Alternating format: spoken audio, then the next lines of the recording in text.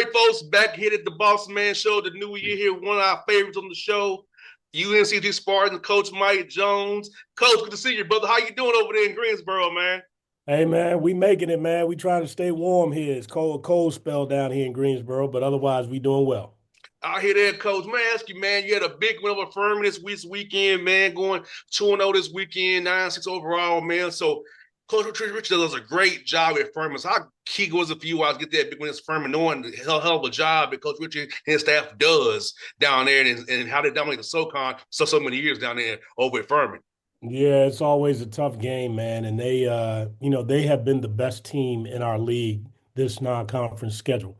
They were 13-1 coming into our game. The only loss being to Kansas.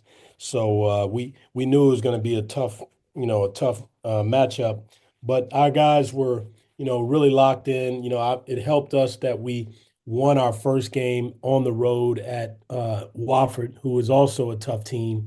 So I think our guys felt good about themselves. They had a little bit of confidence. We played a really tough non-conference schedule, and I think that helped us as well. But to come in and play well like that against Furman, man, it's never easy. So we're very excited and appreciative that our guys were ready to play. And Coach Jones, you played a heck of a schedule yourself, going 7-6. Not you make some games as closer than you wanted to be. You could have went other ways, but about how important was the schedules, quality opponents, compete against SMU, compete against Indiana, those teams like that.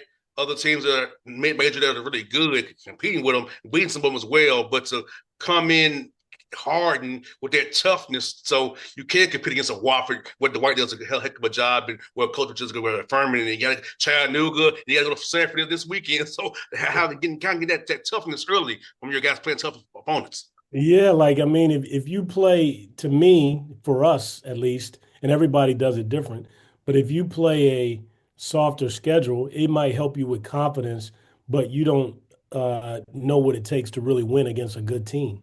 And so we played a lot of really good teams. And so some of those games we did not win. And those were great learning lessons for us to help us prepare for this league. When you go into the league and you start on the road at Wofford, at Furman at home, on the road at Sanford and Chattanooga. I mean, it don't get much harder than that. And so we knew coming into that we'd had to be ready. And so that non-conference schedule allows us to do that.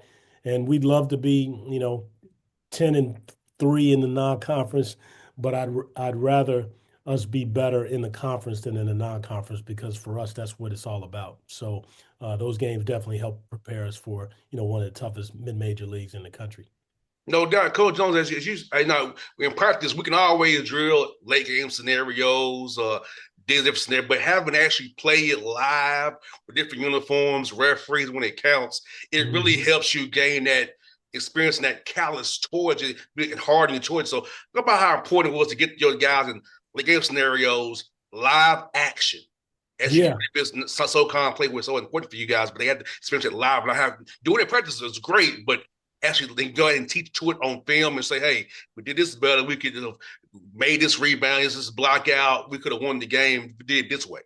Yeah, no, there's a lot of guys that shoot better in practice than they do in the game. I want the ones that shoot good in the game. And the only way you can do that is to really have that game experience. And so practice, you can simulate as much as you can go as hard as you want, but there's nothing like playing an opponent in front of people with referees that, to really tell you who you are and what you're capable of doing. And so, that's what it's all about, to get ready for this league is to be able to play people that, if you don't do what you're supposed to do, you could get beat. And if you do what you're supposed to do, that still doesn't mean you're going to win. You got to do it at a high level, execute at a high level. And so, our non-conference schedule this year was as tough as we've had in the 4 years that I've been here at UNCG. And I really think it's done us a good service to get ready for this league this year. Diane, Coach, every year is a different team, man. And I talk to me, I tell my listeners all the time is, hey, each year is different. Each team is different. You can't always crawl back to, hey, last year, no, it's a different roster. They're different guys, different makeup, different vibe. Guys have matured, roles have changed. So about the importance of guys who are returning, mixing in with your transfers coming in and become one cohesive unit using this time in non-con and then workouts in the spring and summer to build that cohesion to figure out what you have, get guys right into that role. So when the games start to count November, December, now January through March, that hey, you're ready to go in the right direction. Yeah, no question. It's a great benefit to have those guys coming in the summer. Nowadays, it's really hard to finish a roster by the time summer school starts. We had one guy that we signed once school started. So you're talking about late August. So, but for the most part, we had our roster filled by the time summer school started in June. And so we were able to start to work and build that chemistry then. But it takes time. We're still not where we want to be. We've gotten a lot better in the last couple of weeks after Christmas. We've tightened our rotation a little bit, but we still are learning, what each other does best and how to play together. And hopefully, we'll continue to grow on that over the next few weeks as we head into the end of January, February, when is you really want to be, a cohesive team. And so we understand that we still got to work toward that, but I think our guys, because we got a head start back in June, are now starting to figure that part out. No doubt. And like you said, it's also kind of point you earlier, coach. You can they look good in workouts and look good in simulated scrimmages, but until you get in that real game, you really know what a guy can do. And for you and your staff, seeing the guys actually in live action, how cool has it been to kind of figure out, kind of put that picture together and you and staff as you watch film together, have meetings, okay, this guy can do this guy can do that. So for kind of seeing what you got in real time, how's it been for you and your staff man to get that discovery and that mindset? No, okay, I know what we got now on this team here. Yeah, well, I tell you what, we feel a lot better than we did back in the fall. We had some one of our key players, Malik Henry. He was injured in the summer and the fall, so we really didn't know what he could do until really the first game of the regular season. It was the first time that he was allowed to play on a limited minutes basis. So he's a big key to what we do because he's got size and athleticism at the five position for us. And so we had no idea, but now we've gotten a good picture of it, and he's a really key piece to what the success that we have, as well as we've had some injuries, that took a guy out for a week here, a week there, and so we never really had a full complement of players to practice every day until we got into the season. And so now that we're playing games, the guys that we got in the transfer portal are better than we thought, which is great. And then the guys that are returning, like you say, they know what we expect of them. And so they were able to help those guys get acclimated. And so now, like I say, we're starting to really figure it out together. And hopefully we'll continue to do that over the next, several weeks. And coach, you had a week off between the 21st and the game is Virginia Lynchburg on the 28th. So talk about how important that break was to kind of self-scout, reevaluate some things you've been doing Tennessee-wise, break some tendencies as well, and also kind of that you got to rest and recover to kind of get some injured guys up to speed, get on their bodies a little bit, rest so they can get up against the grind of conference play 2 games a week here coming up here the next 8 weeks or so. Yeah, no, it was super important. I thought the guys were probably tired of me at that point. They needed a break from me as much as I needed a break to get my mind right as we head into the conference season. I think they needed a break of just recharging their minds, recharging their spirits to really compete at the level that we needed to. We got punched in the mouth by a couple of teams in the non-conference schedule, and so we needed to pick ourselves up off the mat and brush ourselves off and say, hey, we're going to be okay. And that break came at a perfect time. We were able to get back, see our families, spend some time, away from the game and really reassess the value of this game. And some of our guys were able to get healthy. But the biggest thing was mentally, refreshing mentally. And I thought our guys came back with a new sense of energy and excitement just toward being with each other on the team and playing this game that we love. And coach, you got three top scorers now in Kenyon and Ronald and Donovan, leading you get team in scoring. So talk about how important those guys' contributions are and how they scored the ball. They're differently, but it works for the team you all have right now. Yeah, I've always felt like whether you're playing uh, biddy ball or middle school basketball or AAU or high school or college or pro, you got to have good guards. Good guards kind of run that show and they make it all happen. And so we're very fortunate. We had Donovan coming back from last year. We had Jorium Sazanu coming back from last year. We had Akram Ahmed coming back from last year. And we had Mason So.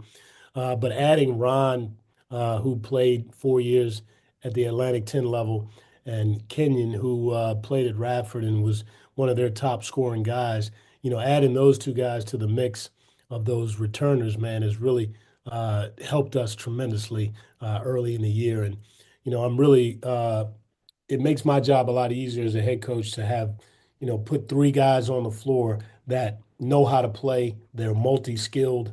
They can guard. They are unselfish. So, it makes my job a lot easier.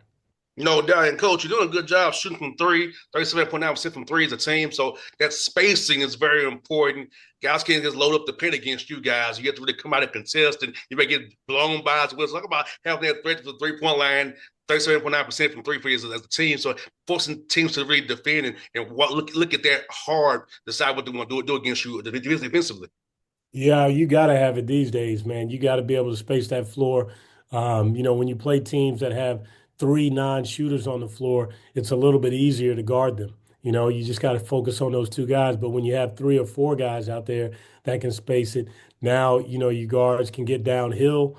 That's easier to see where the help is coming from and be able to make plays for each other. And so that's what we've been able to do because our guys, have worked really hard in the off season and even now during the season, every day after practice, those guys who are shooting at a high percentage, they don't just luck up and shoot at a high percentage. They're actually putting time in, getting extra shots before and after practice. So that work continues, and that's kind of who we are as a program. We have a work ethic here that leads to winning, and so those guys have, fit right in with that, and they're shooting the ball at a high level because they're putting the time in.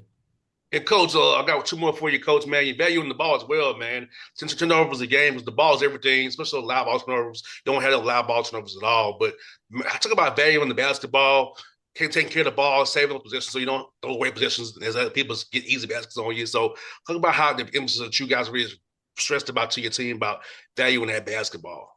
If you ain't got it, you can't shoot it. If you ain't shoot it, you can't win. So you got to hold on to that thing, man. We'll get tested in these next couple of games to really see how good our ball security is. But the guys have done a good job of not taking unnecessary risks, and making sure that we are getting the offense, that we get a shot every time down, and the quality of shots have really improved from the beginning of the year. And so that's been our formula the last few years. Take care of the ball, make sure you get a good, a shot, and then make sure you get a good shot. And then when that happens, you shoot good percentages and you score more points. And so that started to happen with us over these last couple of games. We've been able to score more because we value the ball and we're getting some quality shots because of our unselfishness and ability to find our teammates. So we've got to continue that formula against better and better defensive teams, and if we do that, then we'll put ourselves in a good position. No doubt. Last one for you, coach, man. For you, man. As you took this, I took that time away from the court, man. So how'd you kind of get decompress a little bit away from the court and that week you had off there, man, and kind of some time with you and your family, man.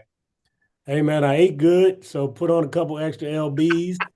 Uh, I stayed in my pajamas at least one day while we were off, so that feels good. You don't get to do that very often as a coach.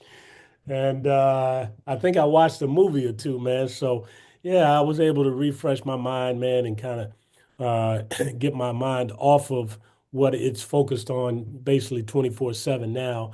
And that helps all of us. We can't just stay on, one subject all the time. So I was able to get my mind off of this subject of basketball for a little bit and came back refreshed and renewed, man, ready to go at these next 2 months with a killer instinct. No doubt. Coach Jones, I enjoy having the show, man. Y'all's been down with the show, man. So I appreciate you, coach. Now, we cheer for you as always, my brother. I'll see you late point as always as well, too, coach. Yes, sir. Yes, sir, boss, man. Good to see you, man. You stay warm out there wherever you are. And man, good luck to you and the show and the rest of the season. Thanks, coach. Appreciate you always, my good brother. All right, man.